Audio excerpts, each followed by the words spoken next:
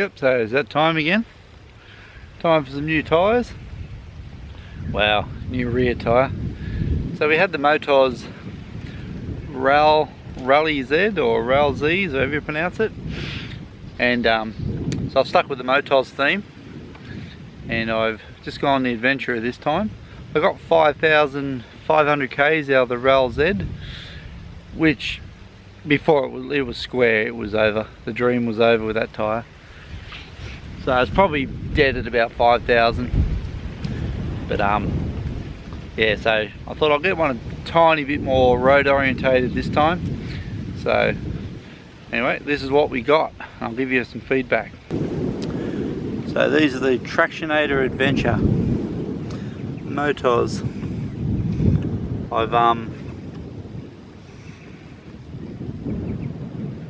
Yeah, so far I've put about 400 kilometers on them.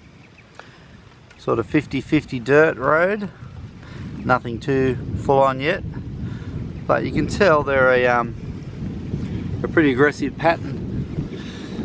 So I don't think you're going to have any dramas in the mud, and any dramas in the stuff I sort of do. So these were $220, so a little bit dearer than the Rally Z's, whatever you call them, but supposedly get a longer life out of them. Blokes are talking 6,000 to 8,000 miles, so what's that, about 9,000 Ks? But yeah, realistically, if I get 6, I'll be happy. 6,000 kilometers.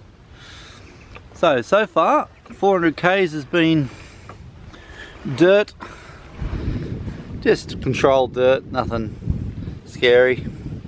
You can see the size of the blocks. They're pretty chunky. Yeah, so nothing too extreme. I don't do sort of extreme stuff. I go more exploring. So 400 Ks, and yeah, great, absolutely great. Got to run on the highway for a bit.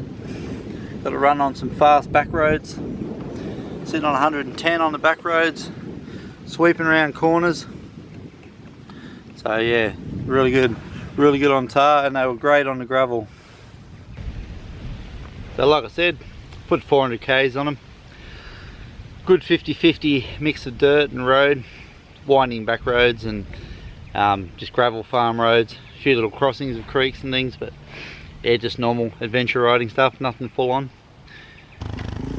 And no bloody, yeah, terrific. Such a good compromise, I think. The only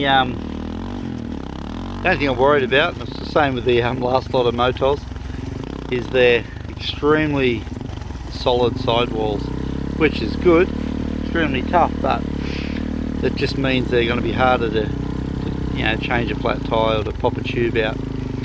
So I did swap our tube with the other rallies or rails, and it's an effort though. Geez, the tyre's got to be warm, and you got to be feeling strong and have good tyre levers. So anyway, hopefully we won't have to change them, but if it proves too difficult, I may end up going back to the much softer Dunlop 606s, if purely only for ease of tyre changing, or tube changing I should say.